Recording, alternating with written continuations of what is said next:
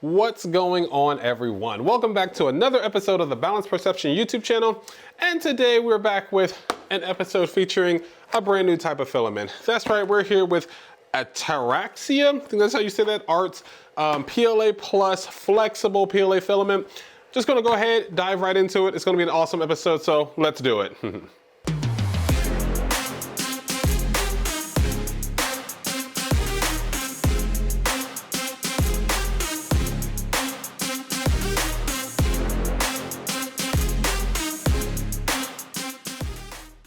All right, guys, so I actually got this filament for Christmas. It was part of my Secret Santa gifts. It actually was the only thing that I put on the list, so it was a very easy decision for my Secret Santa.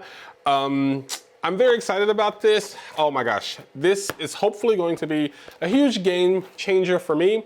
I plan on using this to actually print a brand new helmet that I'm going to put in my store.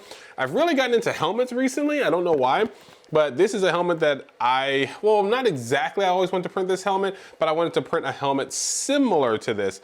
I plan on doing a time lapse of the helmet, but to be honest, the helmet's gonna take 5 days on my CR10S5, and I don't have a camera that can withstand a print that long. So I'll probably just do, a short snippet of it and, show you guys it printing.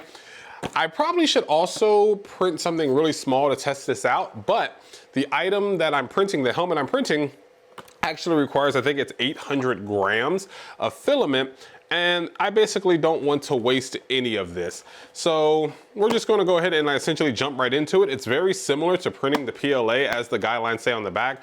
It tells you that the printing temperature is around 190 to 220 degrees Celsius, and lots of other various issues. I mean, not issues, guidelines that I need to be reading, but I'm definitely not going to. I have a friend who actually prints with this stuff, and he recommended it to me, and he said essentially you can keep the same settings that you have for your PLA filament for this, so that's what we're going to do. Anyways though, I'm gonna stop rambling on. I'm really excited about this. Gonna go throw it on the printer now, and we're gonna see how it goes, so let's hop to it.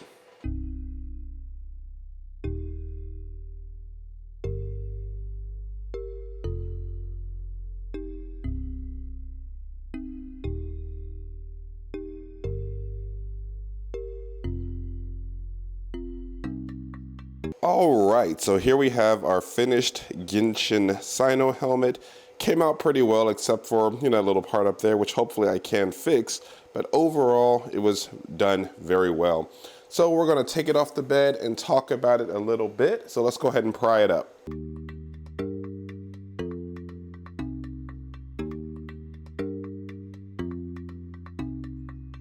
All right, everyone, so our very first PLA flexible filament print was an actual success.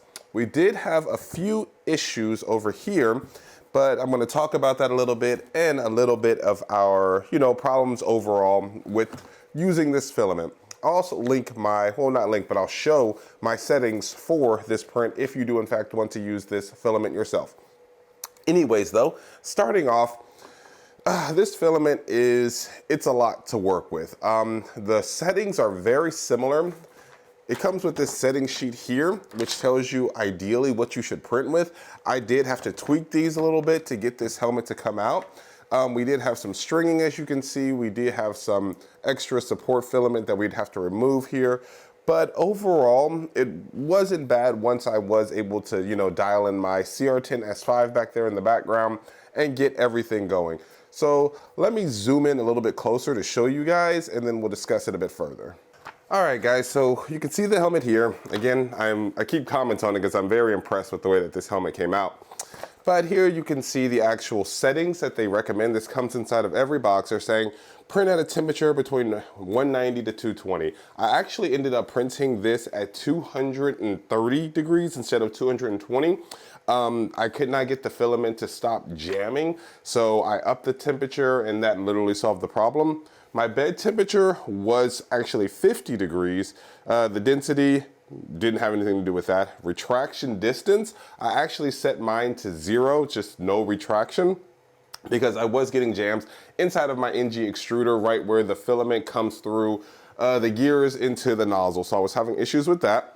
Glass temperature, bed tensile strength, bedding strength, none of this applies to us. And it does tell you the melting point is 130 degrees, 37 degrees Celsius. So again, we went ahead and used 130 degrees to, melt our filament.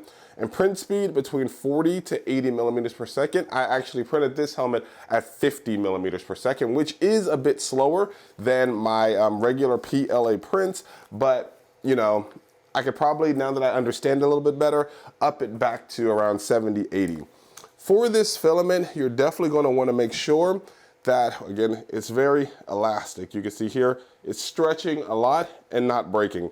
This filament does not need to be mashed down into the bed the way that PLA does. You actually want the nozzle, as it shows here in this, a little bit higher off the plate. It's saying 0.3 millimeters to 0.4 millimeters, off of the bed, so that that is not squishing the filament down. Now, jumping over to the actual helmet itself, just to show you guys, it is very, very elastic. You cannot do that with PLA. I'm going to go ahead and hopefully rip off the supports here in a second, but before I do, I just wanted to show you guys just how flexible this helmet is. I'm loving that, so that when I do in fact actually put it on, it's not going to, jam into my head, jam into my ears. It will more so conform. And that's why I decided to try this filament out. So let's go ahead and remove the support filament and see how easily those come off.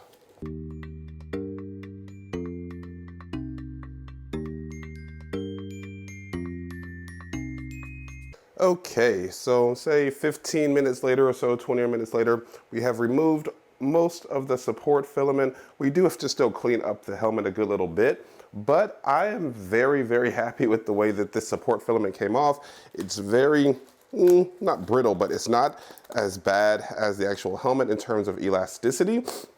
And when ripping off this filament, I did not have to worry about cutting myself like I do with PLA, because again, it is soft. So whenever I, ripped something and my knuckles jammed into the helmet, it didn't matter because it was soft. So I really, really did like that. But we do have a little bit of cleaning up to do, maybe just some sanding to get rid of the bumpiness on this. But in terms of just removing the supports, very, very easy. So real quick, let me jump over to the computer and I'm gonna show you guys my settings for printing this helmet. All right, everyone, so we are over here in Cura. We can see we have our Cynos helmet, completely sliced. I did not go in and edit the actual supports in this model. I just went ahead and printed it. And I did actually, well, the one thing I did do was add a blocker right here so that some of the middle would not print, because I knew I did not need that. But overall, this is exactly how it printed. I should have gotten rid of maybe like this inner part right here in the ear and this part right here, but I just didn't think they'd be that big of a deal, so I didn't touch them. Anyways though, let's hop over to the settings. I pretty much left the settings the same as when I do PLA prints, but we could take a look here. For the quality, the layer height, the initial layer height, everything is pretty much stock standard, 0.4. Initial layer line width, 100. Going down to the walls, wall thickness, 0.8. Wall line count, 2. Outer, blah, blah, blah. All pretty much the same here. Z-seam position, everything is pretty much standard. Going to top, bottom, pretty much the same thing in terms of thickness. Everything is just standard set. For infill, we did change this to 15% infill. That's what I printed the helmet at. Infill line density, 8 millimeters, and the infill pattern spacing was cubic. Moving forward, I may actually change that, but it actually, worked fine for this actual helmet. Line multiplier 1, again, all basic settings. Material, this is where I did make a few changes. Again, the printing temperature we changed to 230 degrees Celsius, which I normally print at around 215 to 24, just regular PLA. The build plate temperature was 50 degrees, and I didn't touch the flow or the infill flow or anything here. Jumping down to speed, I actually printed this helmet at 75 millimeters per second, so I was wrong. I thought it was 50, so I did print it pretty fast. I do think that I should have slowed this down a little bit, even though the settings say you can print at this speed with no problem. I did have a few issues, so moving forward, I probably will actually lower that print speed. And then we didn't touch anything else here, and we didn't touch anything in travel. I'll just show you guys my travel settings, so if you want to copy them. Cooling, didn't touch anything here, it's all the same. support.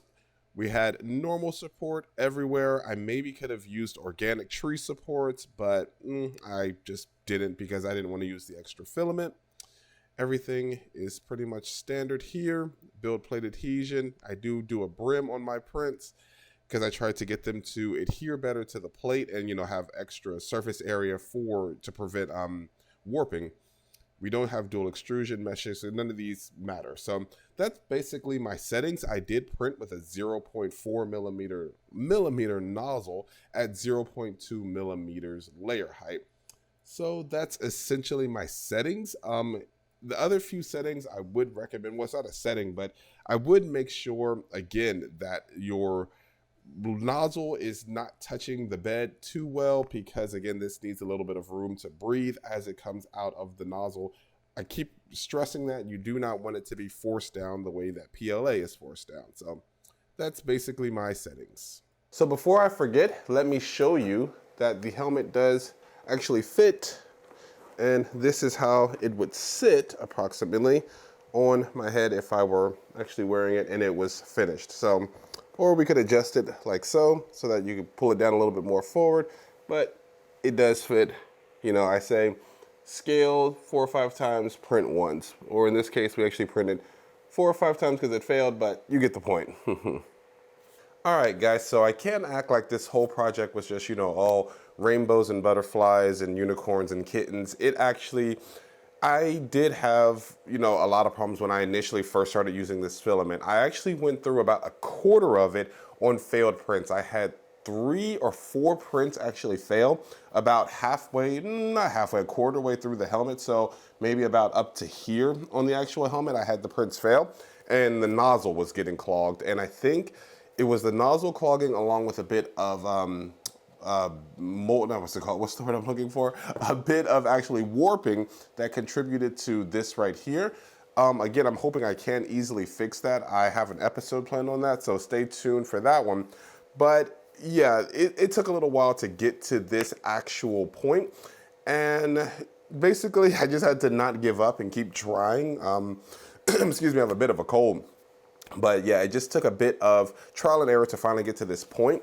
And I am very happy with the success of it. I definitely have a lot of areas that I need to improve on this filament, but now I have a good idea of what I need to do and what I should be doing. Moving forward, I may be using a 0.6 millimeter nozzle instead of a 0.4 millimeter nozzle. But overall, that's probably the only changes I would make. So we have to get rid of all of this extra support filament here. But otherwise, that's pretty much going to do it for this episode. If you do end up using this filament, let me know. I would love to see how your prints come out. Definitely feel free to tag me. I'm very curious to see what you guys make with this filament and how you like it yourselves. I do think it's easier to work with this filament than it is with TPU. I have tried TPU. Again, that was in the infancy of my 3D printing journey, and I hated it. I never got it to work. So we may eventually go back to TPU. Again, I'm using a direct drive NG extruder on almost all of my 3D printers that aren't the bamboo printers. But we may eventually, you know, go back down that road. But I was kind of scarred from using TPU because I had horrible experiences with it. But this one, nowhere near as bad. Anyways, though, I digress. Thank you guys so much for checking out this episode. You will be seeing more of this helmet in the future and tons of new episodes in the future. Anyways, that's going to do it for today. Thank you so much. Until next time, stay boundless. See you all. Bye-bye.